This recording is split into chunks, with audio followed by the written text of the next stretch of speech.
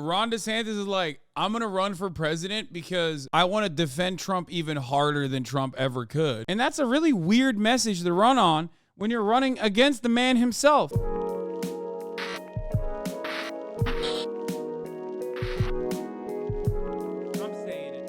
But what I'm more excited is Rob DeSantis. What will he say to Laura Ingraham? They're having a mid-off. That's what I say. Let's take a look. In primary debate in Milwaukee. So where do things stand? Well, a voter in Iowa summed it up this way. He said he likes both Trump and DeSantis. And while he has some concerns about Trump's electability, he said the more indictments that Trump gets, the better his numbers do. Well, what does that mean? Governor Ron DeSantis joins me now to respond from Tallahassee. Governor, it's good to see you tonight. Thanks so much for joining us. That does seem to be, so far at least, the inescapable truth. Oh, God. So if I'm you, how do I convince the GOP voters that while these indictments are obviously political, lawfare, I guess you could call it, that you're still the one who's most electable? How do you make that argument? Well, because I think going forward, the question really is what are we going to do about all this, Laura? And what we need to do is get a president that obviously can beat Biden. It's mind-boggling to me that Ron DeSantis is the most industry plant-ass candidate of all time, okay? He is literally Hillary Clinton. He's an industry plant. And yet, because he is so incredibly, patently, apparently unlikable, so rizzless, that despite having the deck stacked in his favor, he still keeps losing more and more approval in the polls. It's crazy. It's crazy. Of course, he's a Disney adult. He has the facial features of a Muppet. So that part does make sense. That tracks. But that could actually end the weaponization of federal power through the DOJ, the FBI. So, for example, with me as president, on day one, Christopher Wray gets sent packing. You're going to see the DOJ cleared out. We are going to ensure a single standard of justice in this country again. And I can say that with credibility because I've done that in the state of Florida. We've drained the swamp in here. We've gotten rid of negligent elections. Just really funny to say that about Florida in general because it obviously figuratively is incorrect, but also literally saying that about Florida makes it even funnier because it's just all a swamp. Supervisors in South Florida, we've removed 2 different progressive prosecutors funded by Soros who were not enforcing the law. So I've shown an ability to take action and get the job done. And as the president, I am going to do the same thing. Look, our country is in decline for a number of different reasons, economic, cultural, but part of the reason we're in decline is because our constitutional system is totally out of whack. We need to get it back in order. I'm the guy that knows how to do it, but you got to be disciplined. You got to be focused. You got to have attention to detail because the swamp is not going to give up its power voluntarily. Like, Ron DeSantis is like, I'm going to run for president because I want to defend Trump even harder than Trump ever could. Is not exactly the absolute slapper of a campaign message that you want to put out there, because ultimately you're like, oh yeah, well, I'm actually like, the reason why people hate the FBI and law enforcement now isn't because they just hate them for genuine reasons, real reasons, because they are like the jackbooted thugs of the armed, heavily militarized surveillance state. They hate them because, they shit on Donald Trump, okay? That's it. So anytime you say, well, technically, I'm going to do a better job of like firing and defunding the federal law enforcement agencies, you're still saying, I'm just going to do a better job of protecting Trump than Trump ever could. And that's a really weird message to run on when you're running against the man himself. Because ultimately, you know who these guys think will protect himself better? Donald Trump. Okay? That's it. You are not going to convince the Republican primary voter base that you are going to do a better job of protecting Trump than Trump himself. You can't convince them that you'll be a better Trump than Trump himself to begin with, which is why you're always going to have an issue. A wise man once told me, son, if other people are copying you, that's not a bad thing, that's a good thing. Because ultimately, you're still going to be number one. They can only be the second best version of you. And that's what Ron DeSantis does not realize. He will only be, if he kept doing the I'm Trump, I'm better than Trump at being Trump, he's almost likely to always be the number 2 at being a Trump clone. And the reality is he's not even that good at it. The more he moves away from behaving like Trump with the mannerisms and you know, the usage of language, the more his approval ratings suffer, the less likable he becomes. I'm not sure that's his strategy, just hoping Trump goes to jail.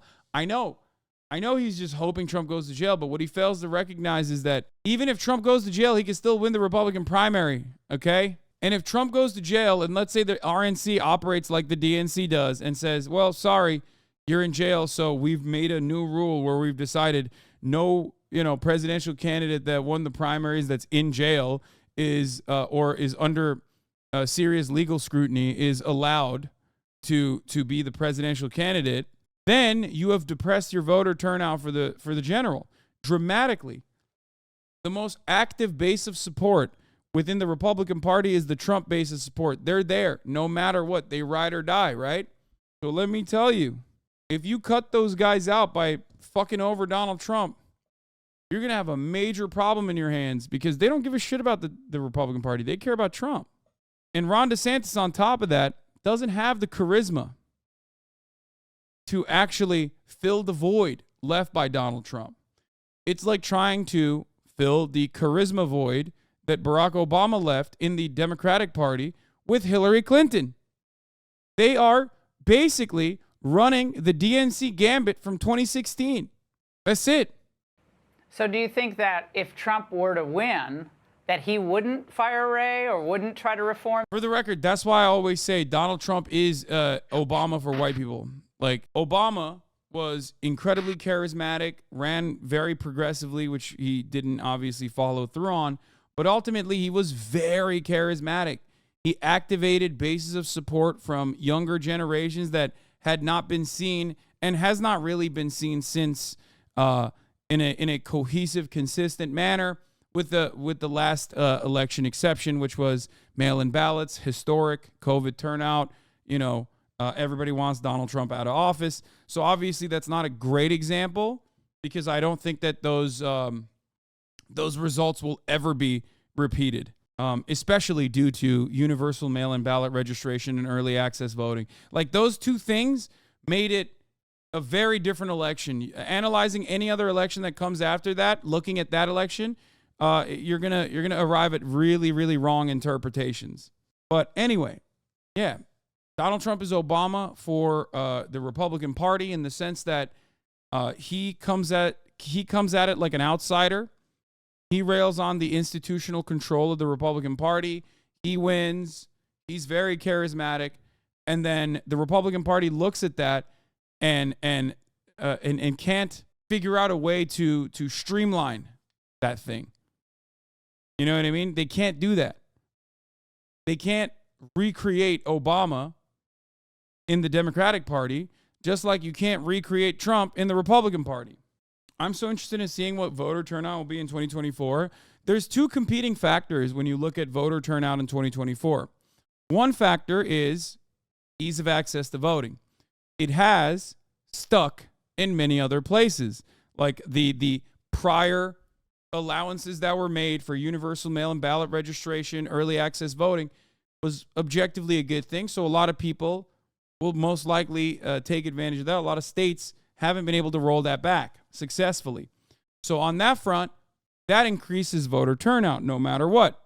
But on the other hand, you have two historically intensely unfavorable candidates matching up against one another in the general election, which objectively destroys voter turnout.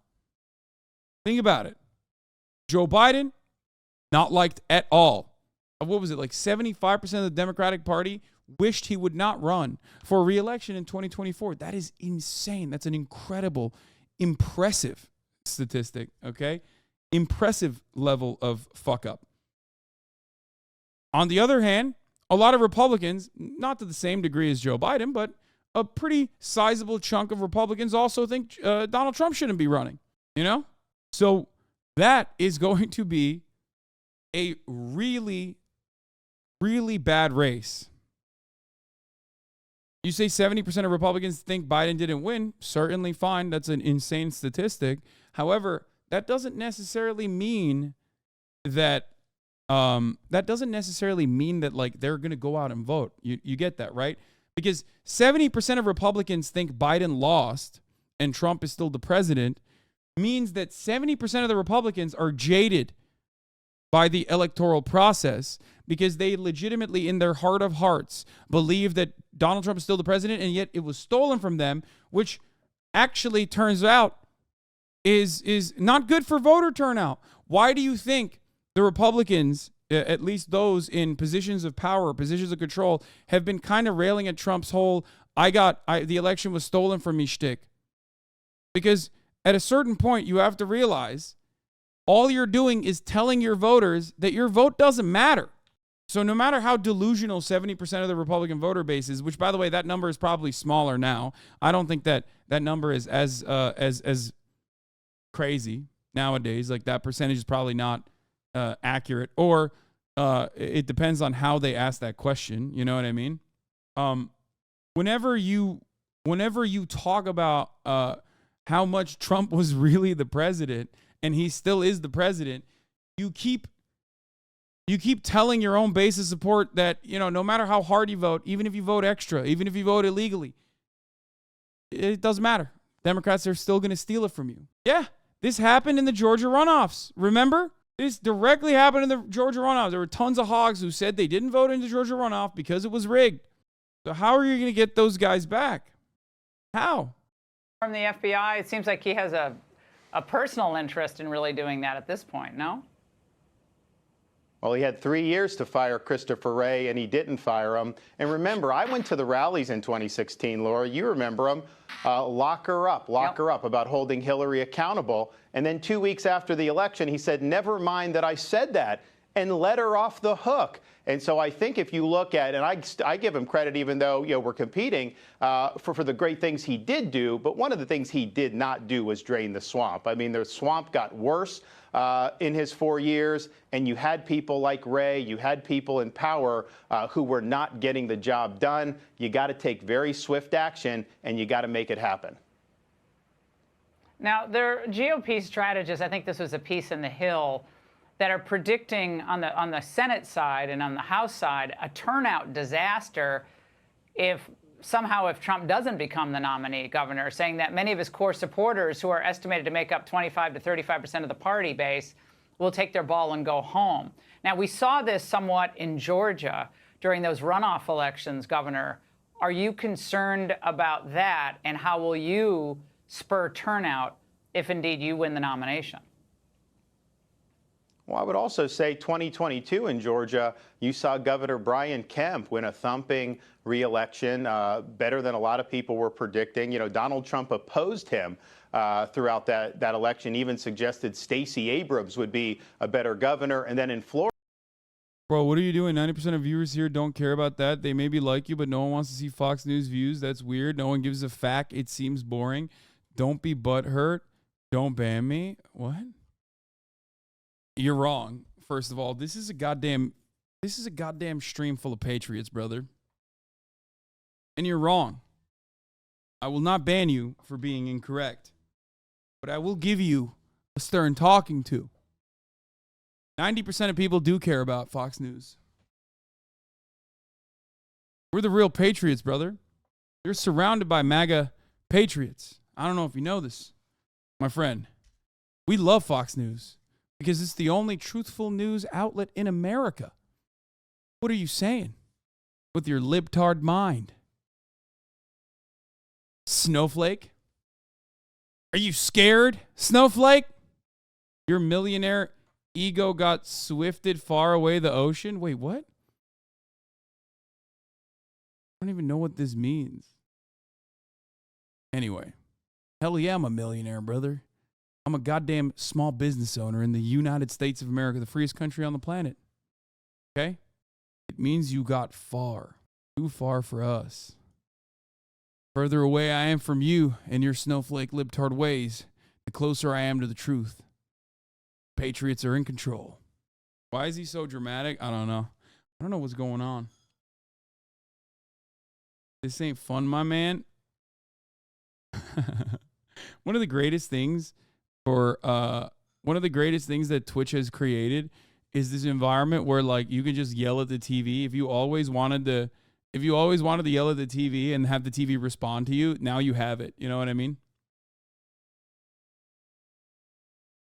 Now I'd ban you for being a gosh darn demon rat. But unlike the libtards, we don't do that here. We value free speech. Okay? Anyway, where was I? So he's doing the thing that we talked about already, Ron DeSantis, that I think is stupid, that I have jokingly said 1,000 times over when I'm like, I hate Donald Trump for not locking Hillary. Like, he thinks that's his ticket. Once again, hating Donald Trump for not locking Hillary Clinton up is not a real thing. The reason why a lot of these hogs also hate Hillary Clinton is because she went up against Donald Trump. Okay? Now, obviously, they hate Hillary Clinton more than that, but not enough to be like, I want to punish Donald Trump by not voting for him because he didn't actually end up jailing Hillary Clinton. You know what I mean? That's the thing. Like, if, for example, if Donald Trump was never able to, or was able to successfully, let's say, stop the Supreme Court from overturning Roe v. Wade, the hogs would not punish him for it.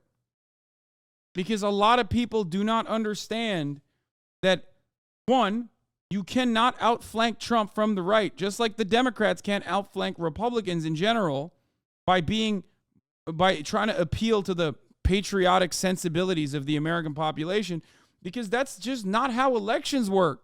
Donald Trump's charisma is the reason why they like him. His rhetoric and his ability to channel the anger that Americans feel to his own personal vendetta about a group of elitist libs in New York City that never accepted him. That's what makes him good.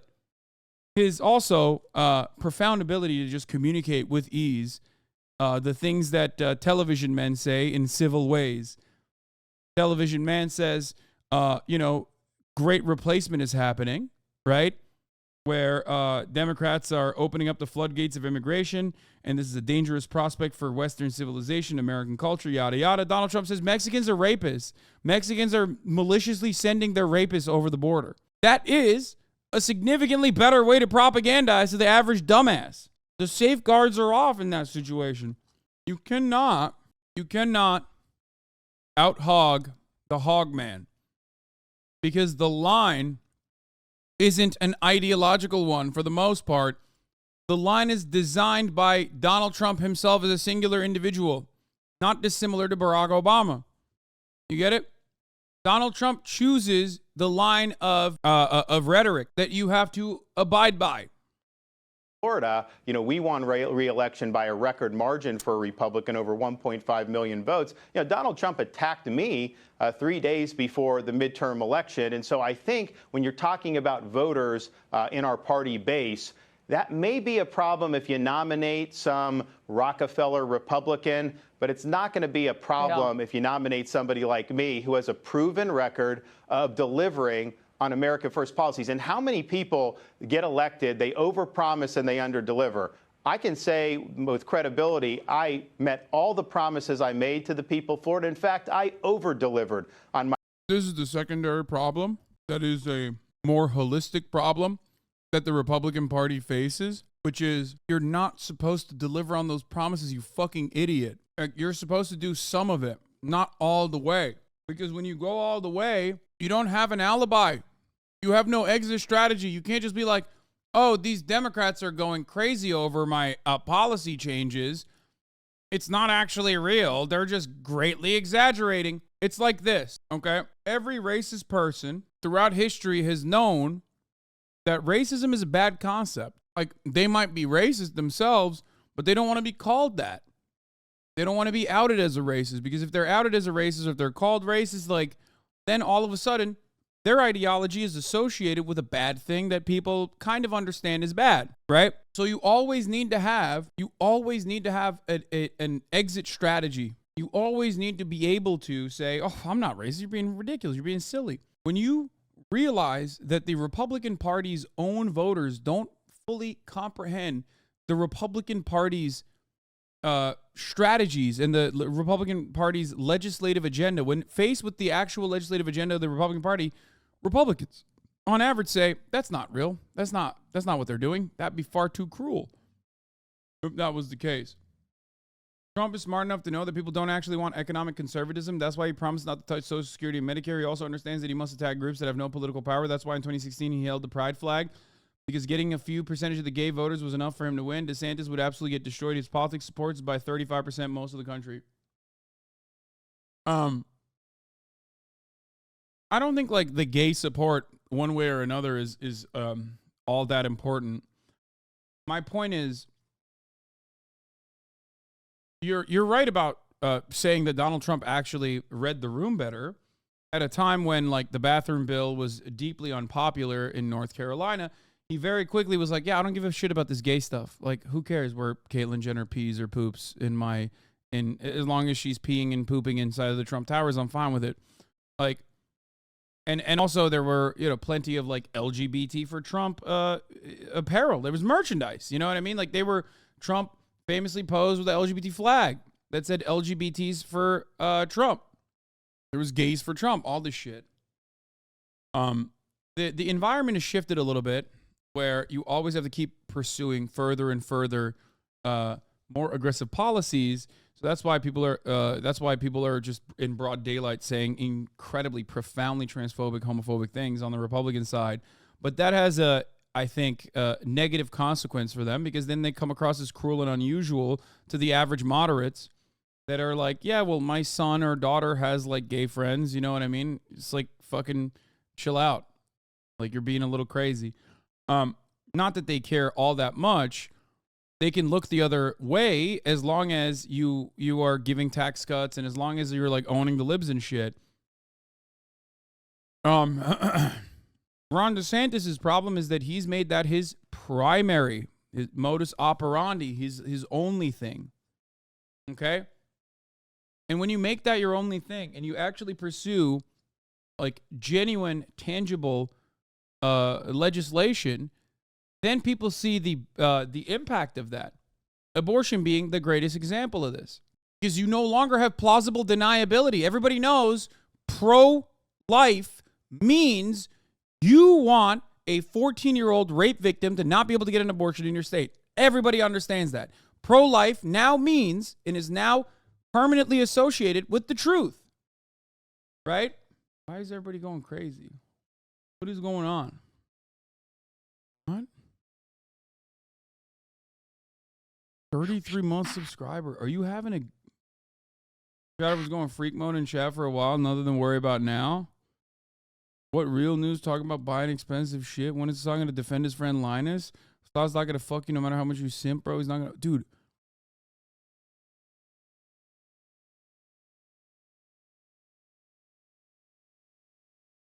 Brother, you're a 33-month subscriber. What's going on? Are you okay?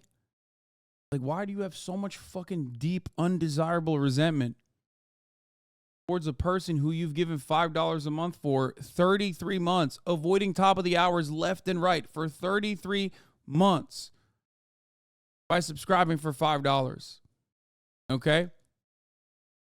33 months have gone by and you avoided top of the hour ad break, which is 3 minutes long. What happens in someone's mind where they're just like, Hasan isn't doing his daily run of show when incredibly important things are happening in American news for a much broader audience, and he should hyper-focus on Linus, but you don't even care about Linus. It's very obvious, okay? You care more about the drama, because if you did care about Linus, the actual issues, if you did care about like the victims in the situation, this is not how you would approach the subject matter. When is Hasan going to defend his friend Linus? Gives the game away. It gives the game away that you are just simply in it for drama. Yes, Trump bad, now do fun reacts. What happened to you? I want to know what happened. I do. I want to know what happened to this guy. Hasan should donate more. Rich people problem, like you. Hasan can't relate with us poors anymore. Are you okay? Woke scolding, so relatable.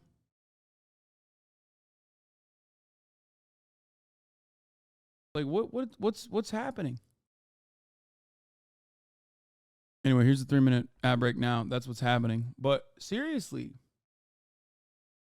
ecstasy brain rot, really? Cares about poor people? 34-year-old man reacting to Zoomer content.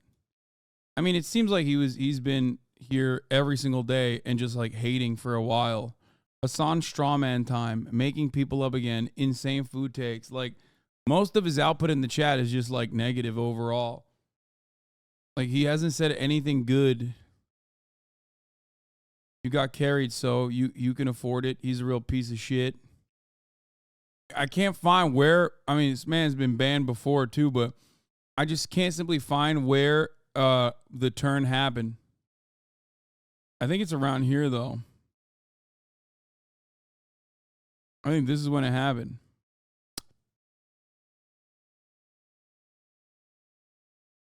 Look, mostly positive. Mostly positive. Fizz bans him for putting resident sleeper in the chat. Still positive. Chatting, not everything is about you. Reading is for nerds. Libs be poor, not me. I love talking shit about America. Still relatively positive. The ban isn't from sleeper. The Twitch card is just broken. Twitch logs are so broken you can't even scroll without fucking it up. If you look at the dates, you'll see repeating messages. Oh, okay. I mean, I unbanned them after Fizz banned them.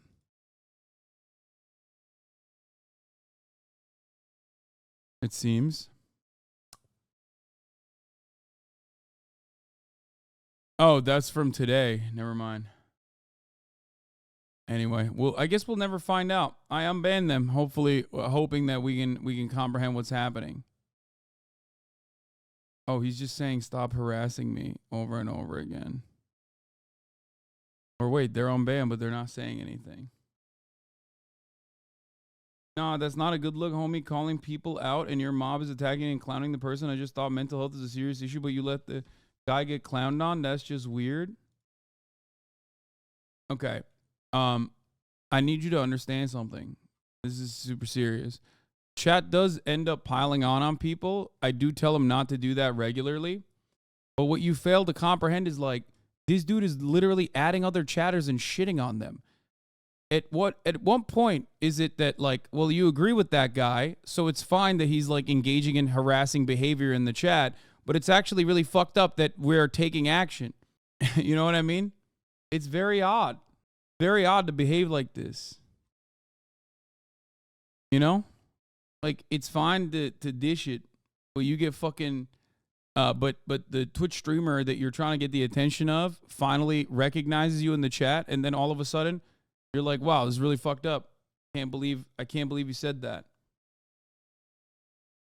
It's true. I don't have to know what he said, though, as a principal. Really?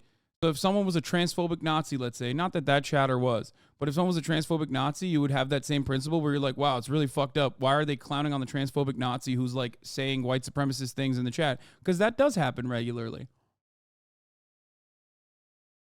You're going to abide by those principles? Because if that's a principle that you have, well, then you have no principles. You're fucking stupid. Okay, you take it too far. That's not the case. Well, what do you mean? So you're not principled. Okay, that's an extreme example, though. You just said you don't care about the content. It's just the principle. So I guess it's not a principle. Let's move on. My promises, whether it was holding China accountable, illegal immigration, education, all these things we said we'd do, we got done. Yeah, one of the best things you did, Governor, was send those migrants up to Martha's Vineyard. That still goes down as one of the greatest moments because it showed the elites for who they really are, not compassionate. They revolving doored them out of there so fast. So that was one of the best smaller moments, but that actually mattered. Governor, so gross. much like that earlier chatter, doesn't actually care about harm being done to certain people, but instead, like, the drama and the secondary drama that he suspects will come from me, like, in his mind, defending Linus. Laura Ingraham doesn't care about the humanity of those migrants. Doubly ironic considering that she has adopted multiple children from Latin America.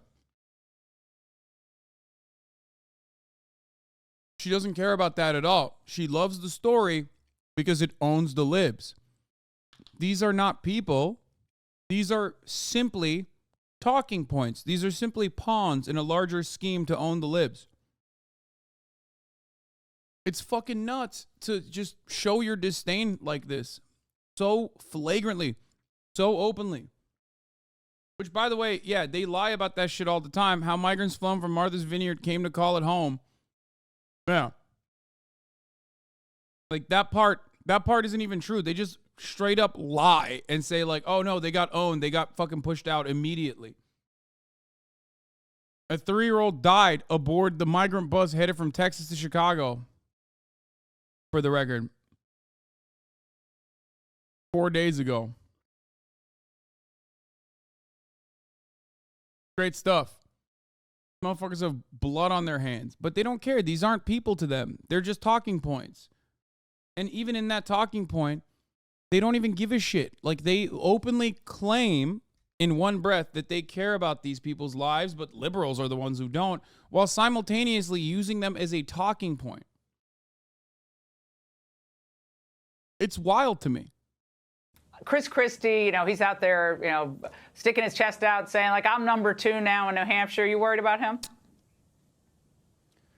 No, look, I think that at the end of the day, we're doing what we need to do on the ground in Iowa, New Hampshire. We're going to be back there this weekend, and we're going to get the job done. I think a lot of these guys are, doing this and doing that. We're going to be able to get on the debate stage, and we're going to be able to hash it out. And I think I'll be able to show that I'm the guy that's got the vision. I'm the guy that can get the job done electorally. And then most important, actually get all this stuff done, because we've been talking about so many of this all this stuff, from illegal immigration and the border, dealing with China, all this stuff. Now is the time to do it. And if we don't do it in 2024, I don't think we're going to be able to get the job done in our lifetime. So this is a key election so that we can reverse the decline of this country and give us a new birth of freedom.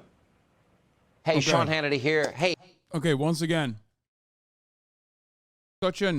such a typical liberal way to approach the subject matter. Guys, Donald Trump's pie in the sky ideas were great, and I love it. But he's not reasonable about the way to conduct himself. He's not reasonable in his conduct, and he's not civil. And therefore, he's got into a lot of trouble, and he hasn't actually worked on the legislative side hard enough. I will actually follow through on the agenda. I will do what is possible. Okay? That is basically like the Elizabeth Warren, or maybe not even the Elizabeth Warren, but like the Democratic Party's answer to Bernie Sanders. In a way.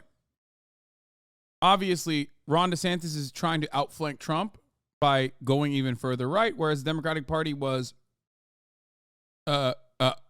not going to the right of Bernie Sanders, clearly, and saying his ideas were too crazy, but we are the real progressives because we actually are pushing for things that you can get across. We're the real progressives because we're not making perfect be an enemy of the good, right? Bernie Sanders, on the other hand, not a real progressive because all he's done is, all Bernie Sanders has done is name post offices, right?